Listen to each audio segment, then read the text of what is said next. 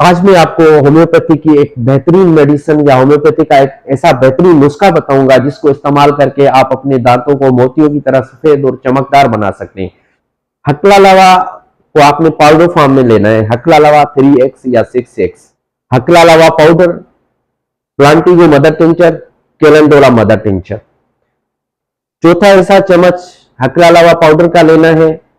3 drops उसमें प्लांटिगो mother tincture के डालने हैं और इसके बाद 3 ड्रॉप्स आपने कैलेंडोला मदर टिंचर के डालने हैं और उसको पेस्ट की सूरत में बनाना है। पेस्ट बनाकर आपने अपने दांतों पे किसी ब्रश के साथ या अपनी उंगली के साथ अप्लाई करना है।